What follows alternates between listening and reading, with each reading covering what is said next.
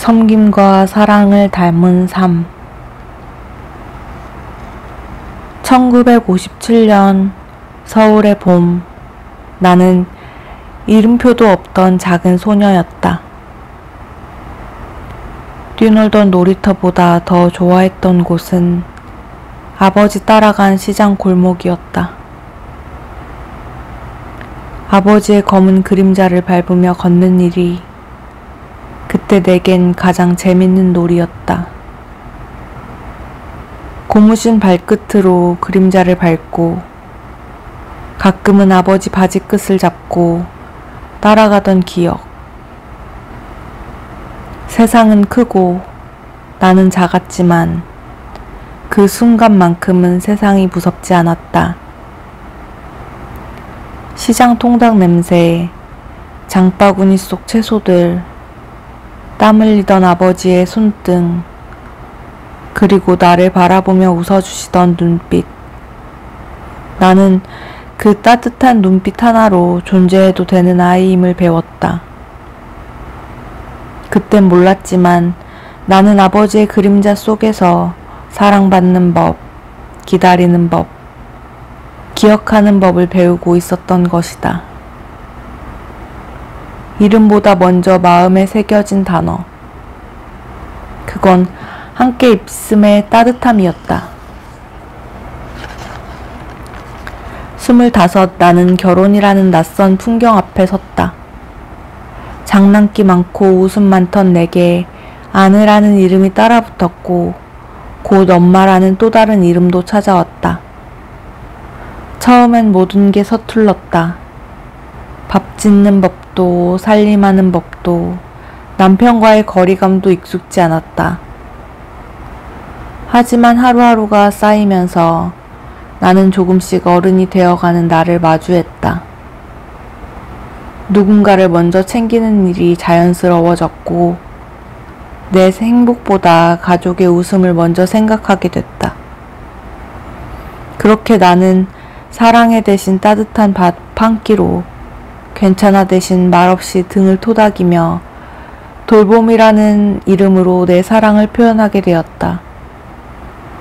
철이 든다는 건 책에서 배운 정의가 아니라 사랑을 행동으로 익히는 일이었다. 그 시절에 나는 어렵고 힘들었지만 누구보다 강했고 깊었고 가장 뜨겁게 사랑하고 있었다. 31살 나는 첫 딸을 안았고 33 사랑스러운 아들을 품에 안았다. 그 작고 따뜻한 생명들이 내 삶의 우선순위를 단숨에 바꿔놓았다. 밤잠을 설쳐도 힘들지 않았다. 아이가 내 품에서 고요히 숨쉬는 것만으로도 세상 무엇보다 소중한 순간이라 느꼈다. 울음을 달래고 젖을 먹이고 한 걸음 한 걸음 자라나는 아이를 보며 나는 매일 새롭게 태어났다. 그 시절은 바빴고 정신없었지만 내 인생에서 가장 빛나던 시간이었다.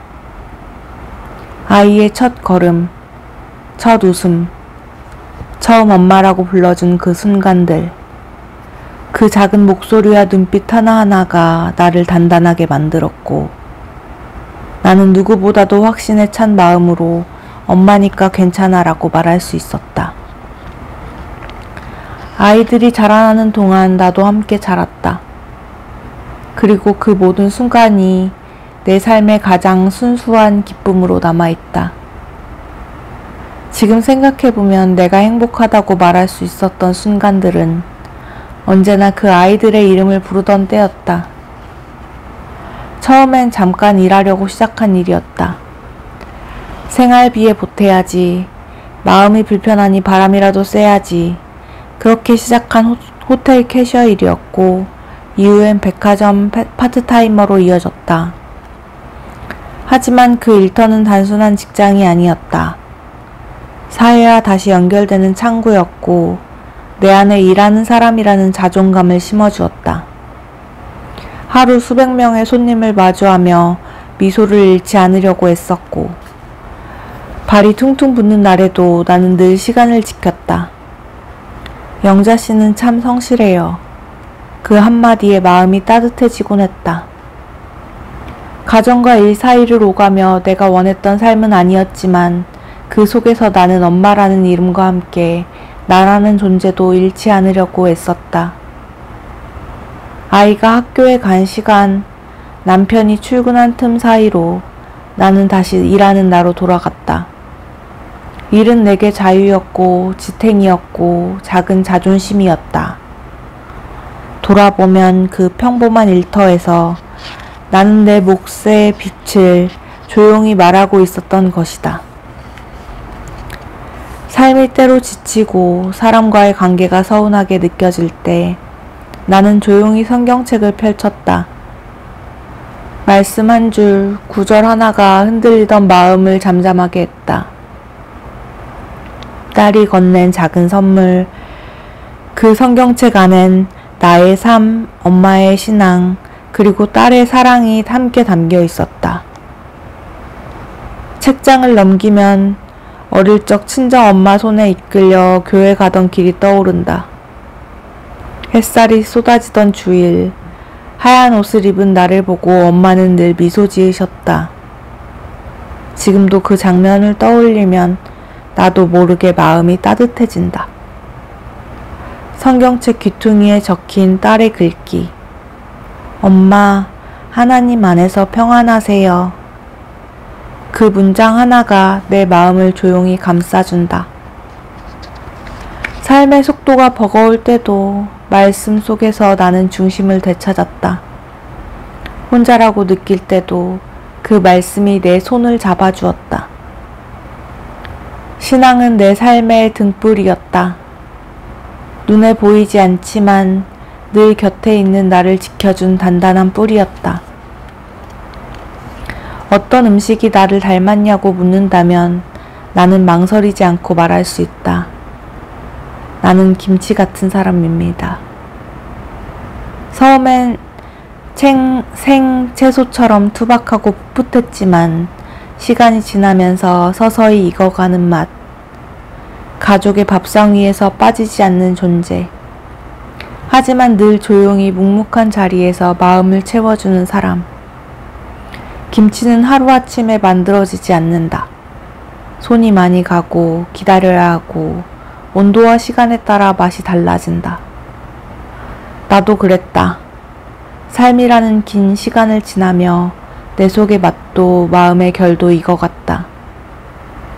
누군가의 입맛엔 짤 수도 시큼할 수도 있었겠지만 내 나름의 방식으로 가족을 지키고 사랑을 전하고 내 자리를 지켜왔다. 사람들이 내게 말한다. 참 잘 웃으시네요. 나는 그 말이 좋다. 하회탈처럼 웃는 나지만 그 웃음엔 살아온 시간의 무게와 그럼에도 불구하고 웃고 싶은 내 마음이 담겨 있다. 나는 익어가는 김치처럼 오늘도 천천히 단단히 나답게 살아가고 있다. 가족은 언제나 내 삶의 이유였다. 아버지를 닮아 강한 척하지만 사실 마음은 병아리처럼 여리고 어머니처럼 사람에게 기대지 않으려 애쓰며 살아왔다. 남편과는 가끔 서먹하고 딸과 아들 앞에서는 늘 다정하고 싶었지만 내 마음을 다 보여주지 못했던 순간도 많았다. 하지만 시간이 지나고 나니 서운함보다 먼저 떠오르는 건 고마움이었다. 힘들 때마다 곁에 있어준 딸과 아들, 잊지 않고 찾아주는 조카, 웃는 얼굴로 내 이름을 부르는 손자. 우리는 완벽하지 않아도 서로에게 필요한 사람이었고 그게 바로 가족이라는 걸 이제는 안다. 나는 가족에게 우리 엄마는 가족을 많이 사랑했어. 그렇게 기억되는 사람이길 바란다. 요즘 나는 자주 정리한다. 서랍 속 오래된 영수증, 입지 않는 옷, 기억이 묻은 물건들. 비우는 일은 아쉽지만 그만큼 마음이 가벼워진다. 물건을 줄이면 생각도 감정도 정돈된다. 사실 정리하고 싶은 건 집안뿐만이 아니다. 내 안의 불안, 미련, 아쉬움, 그 모든 마음들도 이제는 정돈할 때가 되었다. 남은 시간 가볍게, 단정하게, 그리고 나답게 살아가고 싶다. 영자야, 수고 많았어. 힘든 날도 많았고, 아무도 몰랐던 눈물도 많았지. 그래도 너 참 잘 버텼다. 가끔은 부족했지만, 다음에 더 잘하면 된다고 말해줬지. 지금 생각해보면 그런 마음이 너를 여기까지 데려온 거야. 남의 속도에 휘둘리지 말고 이제는 네 속도로 살아. 웃고 쉬고 사랑하고 하고 싶은 거 하나씩 해보자. 너 정말 예뻐. 그렇게 살아온 너, 이제부터는 너를 위해 살아도 괜찮아. 이제 나는 매일을 하루하루 선물처럼 받아들이며 살아간다. 요리 방송을 따라하며 좋은 책을 읽으며 성경을 펴고 기도하는 이 시간들이 내게는 참 감사하다. 언젠가 마지막 날이 오더라도 나는 두렵지 않다. 그동안 나는 정말 사랑했고, 정말 애썼고, 정말 살아냈기 때문이다. 삶은 김치처럼 익어가고 꽃처럼 피었다가 하루 맑음처럼 사라지겠지만 내 안엔 여전히 사랑과 섬김이 남아있을 것이다. 그리고 그 마음은 내 가족들 마음에 오래도록 향기처럼 남기를 바란다. 영자야, 지금까지 잘해왔어. 그리고 지금부터도 괜찮아.